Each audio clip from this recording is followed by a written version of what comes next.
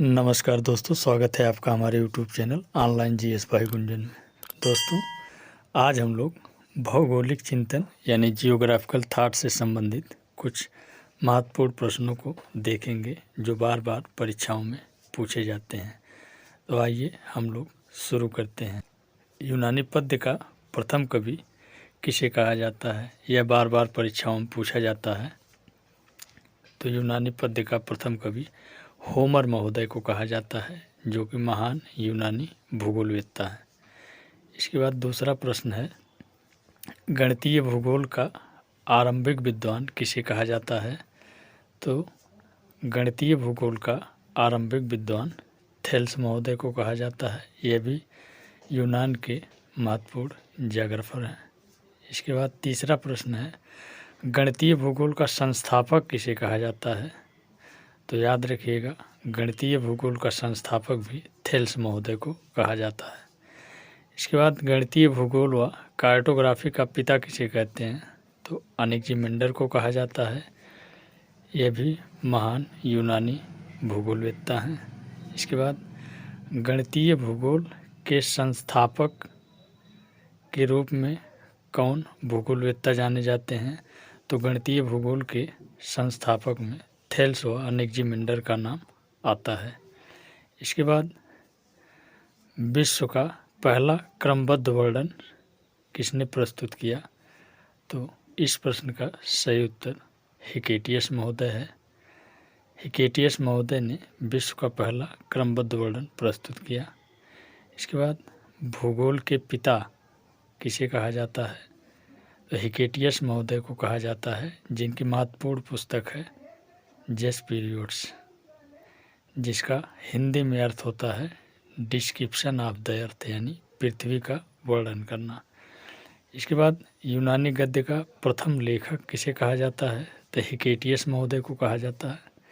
इतिहास का पिता हेरोडोटस महोदय को कहा जाता है। यह बार बार परीक्षाओं में पूछा जाता है।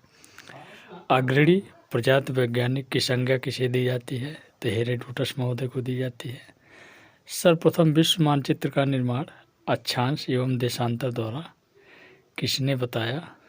तो याद रखिएगा कि सर्वप्रथम विश्व मानचित्र का निर्माण अक्षांश व देशांतर द्वारा हेरोडोटस महोदय ने बताया।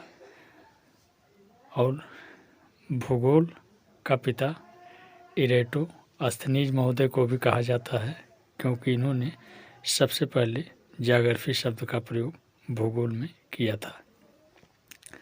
पृथ्वी की परिधि का मापन सर्वप्रथम इरेटोस्थनीज महोदय ने किया।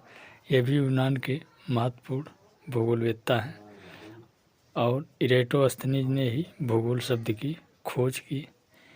इसके बाद मानव व वातावरण का अंतर संबंध वैज्ञानिक भूगोलवेत्ताओं के बारे में हम लोग देखते हैं कि मानव व वातावरण का अंतर संबंध वैज्ञानिक ढंग से करने वाला अरब विद्वान कौन है? तो इब्न खालदून का नाम आता है। इसके बाद अरब भूगोल का पिता यानी फादर ऑफ अरब ज्योग्राफर किसे कहा जाता है? तो इब्न सीना को कहा जाता है। यह बार बार परीक्षाओं में पूछा जाता है। इसके बाद विश्व का पहला जलवायु एटलस, जिसे किताबुल अशकल कहा जाता है, यह अल-बलाखी महोदय द्वारा बताया गया है। इसके बाद सर्वप्रथम भूगोल को दो भागों में किसने बांटा?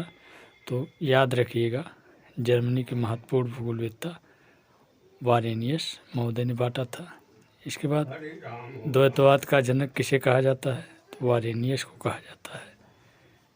इसके बाद सैद्धांतिक भूगोल की नींव किसने रखी? तो कांट महोदय ने रखा था। यह भी जर्मनी के महत्वपूर्ण ज्योग्राफर हैं पुनर्जागरण काल के। व्यवस्थित भूगोल की नींव भी कांट ने रखा था। सर्वप्रथम भूगोल को कोरोलॉजी विज्ञान माना कांट महोदय ने। कोरोलॉजी शब्द का सर्वप्रथम प्रयोग भी कांट महोदय द्वारा किया गया। अपवादवाद की नींव कांट महोदय ने रखी। इतिहास को क्रोनोलॉजी किसने कहा? तो इतिहास को क्रोनोलॉजी की संज्ञा कांट महोदय द्वारा दिया गया। और अपवादवाद का सबसे बड़ा समर्थक शेफर को माना जाता है। तो मित्रों, ये रहे भौगोलिक चिंतन यानी जियोग्राफिकल थॉट से संबंधित महत्वपूर्ण प्रश्न जो बार बार परीक्षाओं में पूछे जाते हैं, जिसको हमने आप लोगों को काफ़ी विस्तार पूर्वक बताया, जो आगामी सभी प्रतियोगी परीक्षाओं जैसे UP, TGT, PGT, assistant professor, RPSC first grade, second grade, LT grade, GIC प्रवक्ता, नेट जेआरएफ आदि परीक्षाओं में निश्चित रूप से पूछे जाते हैं। तो कैसा लगा आज का सेशन कमेंट करके ज़रूर बताएं, और ऐसे ही नॉलेजफुल वीडियो पाने के लिए हमारे यूट्यूब चैनल से जुड़े रहें एवं हमारे यूट्यूब चैनल को लाइक, शेयर, सब्सक्राइब ज़रूर करें। जय हिंद, वंदे मातरम।